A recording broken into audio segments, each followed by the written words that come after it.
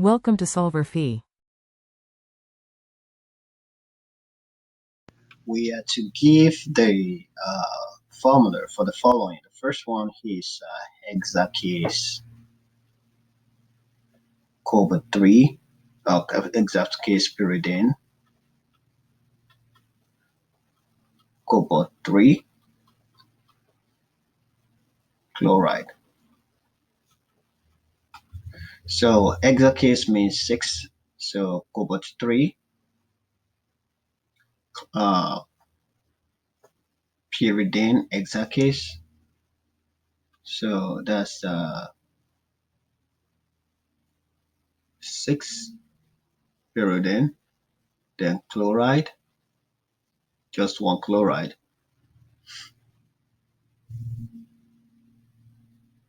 and it's cobalt 3.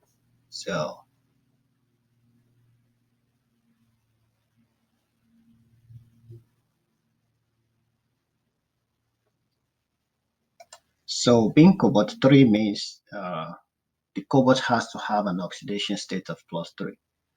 The question did not tell us that it is a cation or it's an anion. So this complex is not an ion. So in order to make cobalt to have an oxidation state of +3, this chloride will not be in the bracket. So it's going to be outside of the bracket. And we're going to have hexakis cobalt, hexakis pyridine, that's fine, cobalt 3. Pyridine is neutral, so to have cobalt 3, this has to be 3 plus, right? And that means we have to have 3 chlorine cantaion or chloride cantaion. Yeah. The next one is pentaammin,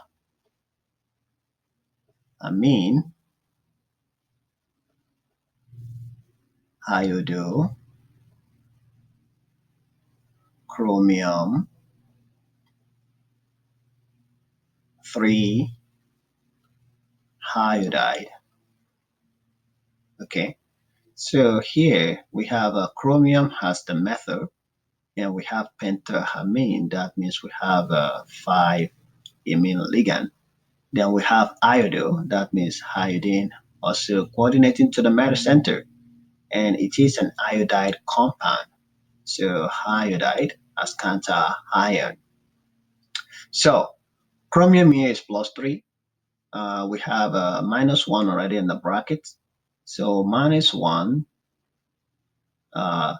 already. So when the -1 crossover is going to be +1. So we need +2 to make it +3 to have chromium 3. So that means this is going to be 2 because iodine will be high minus. So 2 of it will be 2 minus. So 2 minus cation, we need 2 plus cation, such that when this I minus comes out, it can turn to +1, and then it can add to the +2 to give the +3 to form the chromium 3. Okay, the next one is trace ethylene diamine,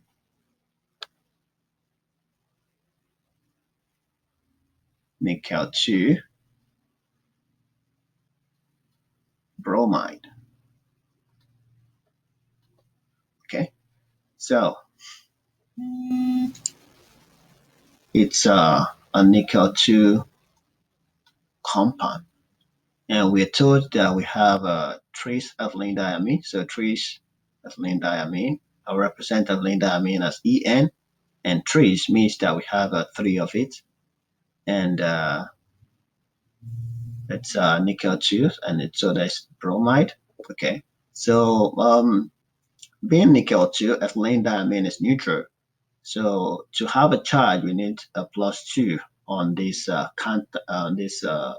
complex cation. So to have a +2, we need to make this to be Br2, so that Br is Br minus, so times 2 of it will be -2. So the counter cation will be +2. So that can make nickel to be nickel 2. Then D is potassium tetra cyano, nickelate, 2. So this is also a nickel complex, and we are told that it's tetracyano, so that means 4CN, and nickel 2, so that means that it has to be +2 for nickel. So already we have a -4, because this is 4 times -1. -1 is the charge for CN ligand. So that's -4. So we need a +2 to balance it out, and that's why we have a potassium. So potassium here will be K2, such that this is 2 plus, potassium is +1, so times 2 will be +2. So the countercation or counteranion will be -2. Then -4, when it cross over, you're going to have -2 plus 4, and that'll give +2, and that'll be the charge for the nickel. Okay, so that's the formula. And the last one is tetraammin dichloroplatinate.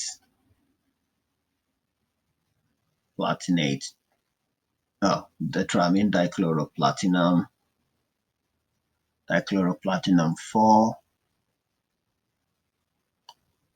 platinum 4, tetrachloro. This is quite long. Tetrachloroplatinate 2. Okay, so we have 2 platinum complexes. Okay, so let's start with the first one. Tetraammin dichloropplatinum 4. So here we have platinum. We have tetraamine, that means 4 amine ligands, and it's dichloros, that's Cl2. Okay, so that's the first part. Then we have a tetrachloroplatinate, so that means we have platinum again, and tetrachloro means we have 4 chlorine ligand, and they said it's platinate 2. Okay, so let's see how the charges balance out. So right here we have NH3 neutral, Cl2, so that's going to be -2. So -2, so that's going to be +2. And here we have a Cl ligand, that's -1 times 4, that's +4, that's -4. So when it's crossed, that's going to be +4. Okay, so this +4, we have it here. 2, we have that here. But one has to be positive and the other one has to be negative. Okay, so to understand this, because one has to be positive and the other one has to be negative. So here is platinum 4, right? So you have +4.